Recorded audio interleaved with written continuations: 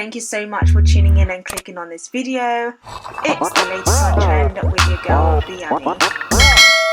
Okay, guys, we have another motivational speaker. She goes by the name of Kim Kardashian. First, we had Molly May. Now we have the remix.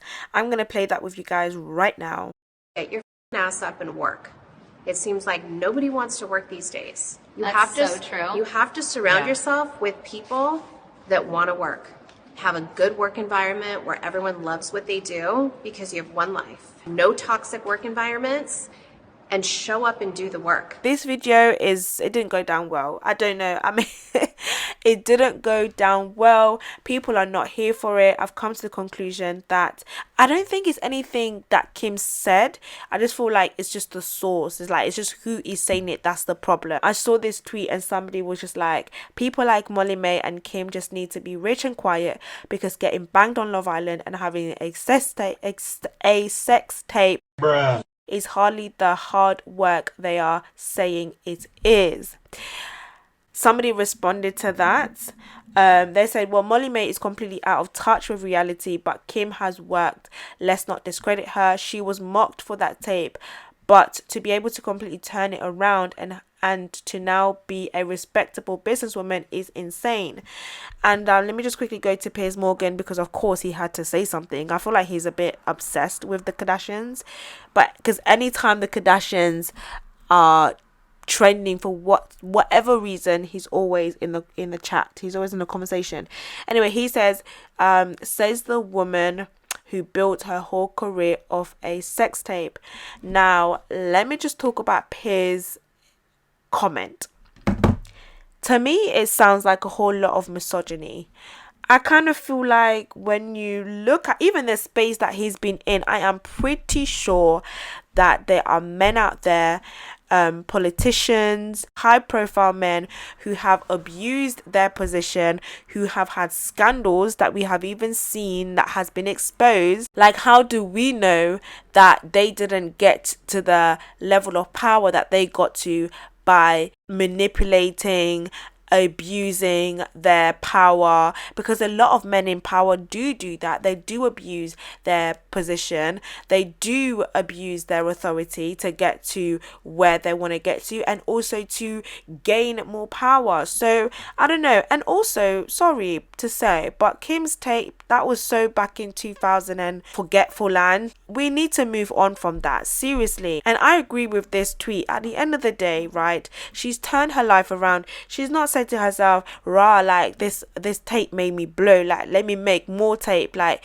do you get what I mean, like let's stage some things, like let's make this happen. No, like she became a mom, she tried marriage so many different times, she's built multi-billion businesses, like she's become a businesswoman, she's even gone to school, she's gone to study, like she's really trying different avenues, like intellectually. She didn't just stay in that space, and I feel like it's very unfair for us to keep crucifying somebody or to tie somebody to their past. I don't think anybody would like that. In reality, nobody wants to be tied to their past. So why do we feel like it's okay to tie Kim to her past? I'm pretty sure that she has so much regret about that. She's got kids now. Anytime there's any praise on her success, people want to be like, what, let's dump that. Hello, do we remember how she got there? It's like, no, that's how she may have started, but that's not how she got to where she is. She can easily become irrelevant. So obviously she's had to work hard to remain relevant, to ensure that businesses and companies and brands still want to work with her. Like, that takes a lot of hard work. Now, that does not neglect the fact that she's very privileged, and she always has been very privileged. Again, like I said, it's not about what she said that's the problem, because I really think no lie was told, but of course it's who was the messenger that people are not down for. Now, not only is she being slammed for that comment that she made, but a former unpaid intern also spoke out. This unpaid worker was a programming director at CNN who worked also as an assistant to Kim, and she responded to Kim's tweet. She says, I worked my little college ass off, and she basically wanted some type of accolade from Kim, saying that Kim needs to be like, accept Celine, she was amazing. Like, she wants her flowers, she wants recognition. There wasn't only her, but there was also another journalist who retweeted a post from writer and critic Jessica DeFino, who tweeted about how she could barely fill her car with gas to get to work whilst working with the Kardashians app back in 2015. That was before she was reprimanded for freelancing on the side to make ends meet. That was according to reports.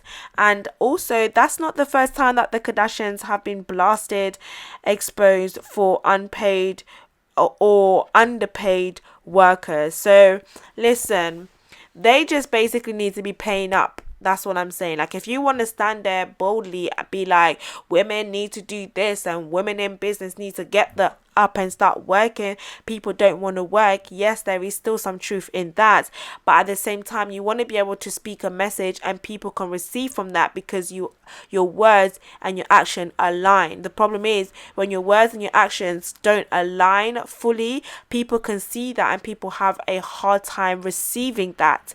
So in order for people to receive from what you're saying, please let your words and your actions align and actually be integral in your line of business, meaning pay your people.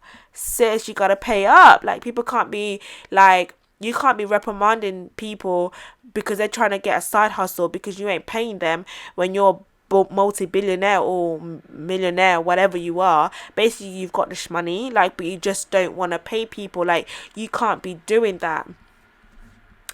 Now, it's not over for Kim, guys, because she is continuously, as like I said, she's like in the pit right now, okay? She's in the she's in the lion's den and she's about to get devoured.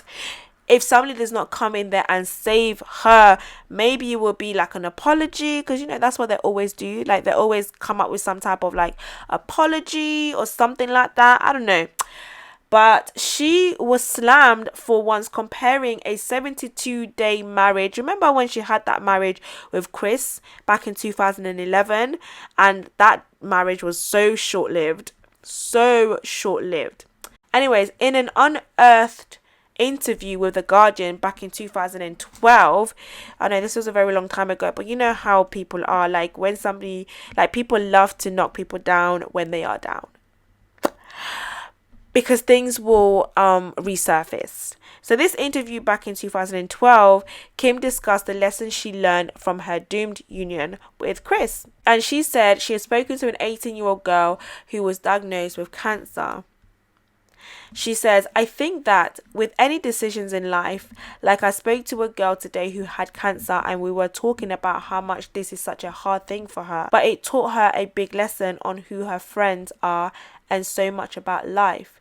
She's 18 and I was like, that's how I feel. Of course, fans were infuriated and shared her comment on a thread and shared their frustration over Kim's lack of awareness.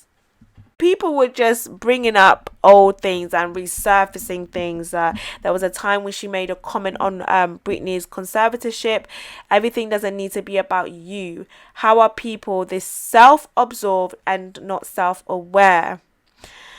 As if she can't get any worse, she manages to do so. I would love to see how her stands try to defend this tone deafness. Basically, people are just saying that, wow, that was very like selfish and very self-centered. Like, you're talking to somebody who is a cancer patient and you're basically comparing your short-lived marriage to that. How so? Anytime like it's about someone else, she kind of finds a way to make it about them.